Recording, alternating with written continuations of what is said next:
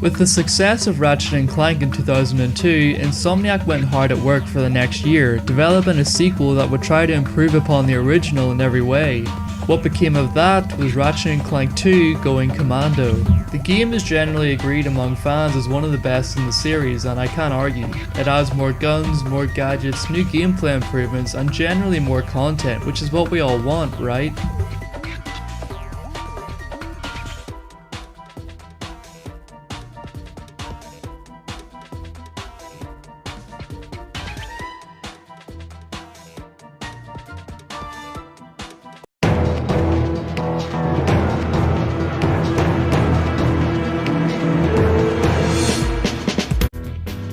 The game begins and we see our duo taking it easy, hanging out from where we left them on Velden. I actually enjoyed this. It's like we've been waiting 1 year for another adventure, and that's exactly what Ratchet and Clank have been doing. We've both been waiting for this moment and it's just perfect. Also, Ratchet's got our new voice, which I think fits with his new character, being more grown up and hero-like than he was in the last game.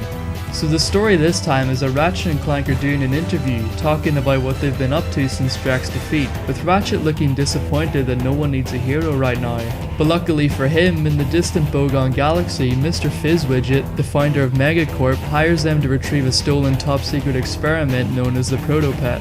Without hesitation, Ratchet takes the job, with Clank taking a back seat for now.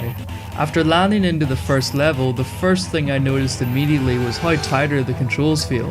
They were okay in the first game, but here it feels like the developers tweaked them a little to give better control over Ratchet's movement. It's hard to describe fully, but if you played the first game then immediately moved to this, you can tell the difference. God, why does this series always start with inverted cameras? One of the more popular new features in this game is the ability to upgrade your weapons through frequent use and be rewarded with a more powerful version. Not only that, but Ratchet's health can also be upgraded by killing enemies, giving the game a sort of RPG style. It feels like the developers really built upon and improved what they started with in the first game. So Ratchet 2 was the game that pioneered the idea of upgrading weapons and health, and it's become a staple in the series ever since.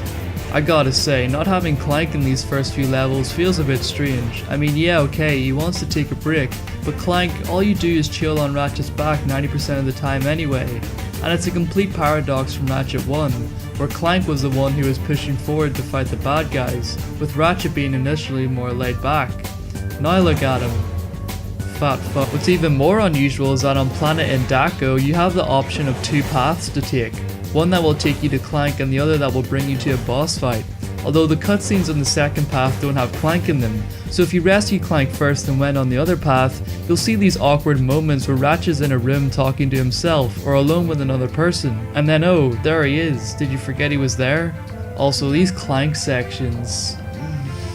While I find them slightly more enjoyable than previously with different robot types this time around, still, I've played these levels so much that I'd have an easier time counting the amount of copies of Call of Duty there are lying around here than these levels.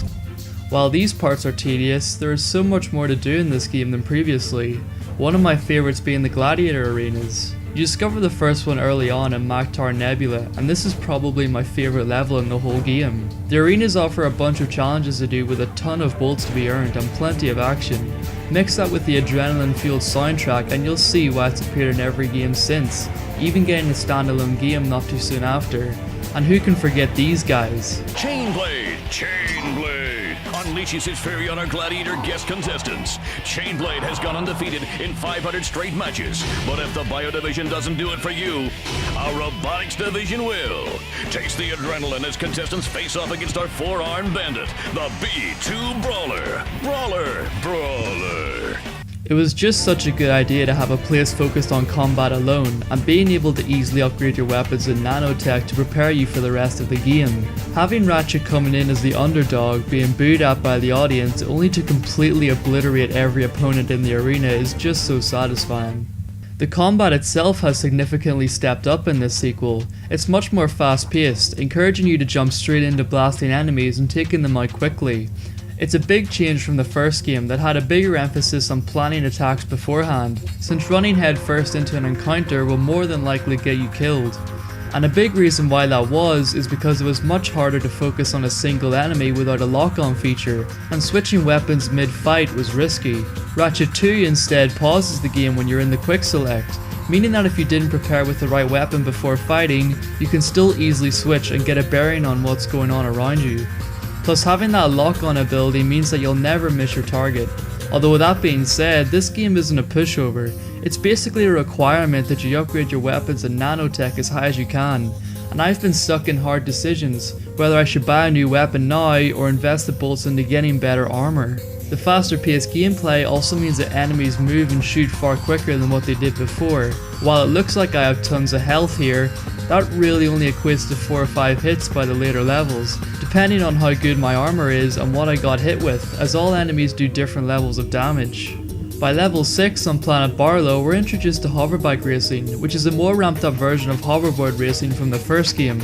Again, there's plenty of challenges and bolts to earn, and while I've never really enjoyed racing in a platformer, I think this is pretty good. It's just like an average kart racer with power-ups and secret shortcuts. Once you get the hang of it, it's quite fun to play. The tracks are short and sweet and can be mastered in no time. Both the gladiator arenas and hoverbike racing have 2 planets where you can play them, already packed with a large level that you must traverse to reach these activities. This game is packed full of things to do. Occasionally you can end up in space combat, where you'll have to take out a certain number of ships to progress, and while it's not bad, it's certainly my least favorite thing in the game. Most of the time I'll find myself waiting for the enemy ships to appear on screen, as hunting them down takes just as long.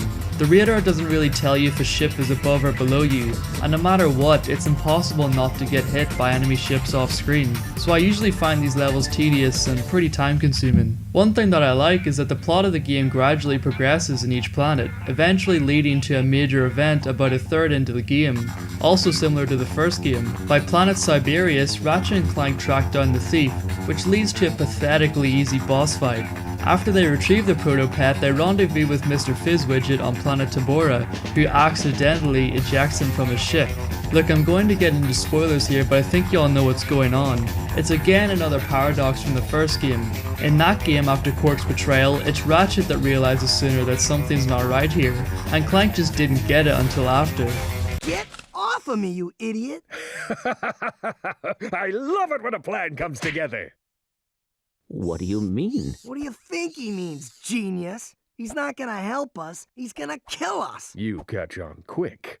Whereas Clank this time immediately notices if something's wrong, and while we're not sure what it is near the end, he still has a suspicion. Ratchet on the other hand just kinda shrugs it off, and it makes us question which one of them is right. On the same planet though, we run into the thief, who accidentally reveals her identity by falling off her ship. Well, that was convenient. Anyway, we learn that handing the experiment back to Mr. Fizzwidget was a mistake after all, and now Ratchet's mission has changed from trying to find the proto-pet to trying to find Mr. Fizzwidget. This leads on to the desert area, one of 2 planets that let you explore a huge open space. It's fun at first, and rewards you with bolts for each crystal you collect, but can become such a chore by the end, trying to collect every single crystal for that bloody skill point. You can also collect raritanium, a currency used to upgrade your ship. It's actually a nice addition being able to customize your ship, and some of these upgrades are very useful. Although the main thing you'll be buying in this game is the weapons. What's different this time around is that Ratchet is in a new galaxy, where the megacorp company dominates everywhere, and this means that you'll get all new weapons. The guns in this game actually felt like proper guns, instead of the way weapons from Gadgetron felt like they were pieces of scrap metal slapped onto each other. And I'm not saying that the weapons in Ratchet 1 are bad, but in Going Commando they look more premium and just feel good to shoot. The game also encourages you to use all your weapons frequently thanks to the upgrading system. On planet Barlow however, there is still a small presence of Gadgetron left, and thank God. If you have a save file from Ratchet 1, you can get some of these weapons in that game for free here. And for some reason Gadgetron decided to make a Rhino too, but I thought the Rhino was only on the black market. Ratchet just happened to stumble across this guy in a random alley who sells the most powerful weapon ever, and I always find that funny. Oh, and he's actually in this game as well, except this time he's offering a levitator, which is needed to get through important parts in later levels. But holy shit, why is he so fucking huge all of a sudden? Look at this, Ratchet's barely at his knee, whereas in the last game, I mean yeah, he's slightly taller, but not like this. Well anyways, I'm not complaining about Gadgetron selling the Rhino now because this thing is an absolute death machine. Up a main dish, please welcome Chain Blade. Lombax with spunk. I can't believe it. Chain Blade has been defeated. The boss fights are generally okay, and there's quite a few of them in this game. In fact, the best ones in my opinion are in the gladiator arenas and the swamp monster from Planet Oozla. The fight with the Thugs for Less leader kind of dragged on too long for me, and the final boss fight can be challenging, but if you bought the shield charger then it's not even worth mentioning. This thing completely breaks the game. So coming up to the end of the game, Ratchet, Clank and Angela do a bunch of stuff and infiltrate Megacorp's HQ to confront Mr. Fizzwidget. They blast their way to the end and what happens next is just pure gold. This is bad. Alright, just what the is going on? Allow me to explain. So as it turns out, Captain Quark kidnapped the real Mr. Fizzwidget, disguised as him and used the Protopet disaster as a way to regain his former glory by saving the galaxy from them. It was quite the surprise twist the first time I saw this, and I think it was pretty good. It sounds like something Quark would actually do. Him being constantly obsessed with fame is what tempted him to turn to the dark side in the first game, although I thought Ratchet's reaction to this was pretty underwhelming. Seeing his former idol betray him before and now tricking him over the course of the entire game, I'm surprised he didn't lose his shit. Anyway, as I mentioned before, the boss fight is pretty easy with the shield charger, and after the Protopet's defeated, they reverse the effects and rescue the real Mr. Fizzwidget, and Ratchet and Clank save the galaxy once again. So after the game's over, you can replay again on challenge mode and check out some cool things like first person mode. One of my favourite things to do though was exploring the Insomniac Museum. Here you can see unused assets, gameplay mechanics, vehicles and other stuff that unfortunately wasn't included in the final game. You can also listen to the developers and check out a testing area used to test how far Ratchet can jump, walk up angles and other things. Overall, I'd say Ratchet and Clank 2 is one of the strongest games in the whole series, and I enjoyed almost everything this game had to offer. It built upon the first game in so many ways and felt like a perfect sequel all the way through. So with that being said, Ratchet and Clank 2 Going Commando gets 8 out of 10. This game was just incredible to play, and the amount of replay value offered here is insane. Challenge mode unlocks new challenges in gladiator arenas, more weapon upgrades, and combine that with skill points and gold bolts making a return, and you'll see there's plenty to do in this game. So I guess we'll have to see how the third game expands upon this series further in the next episode. Thanks for watching.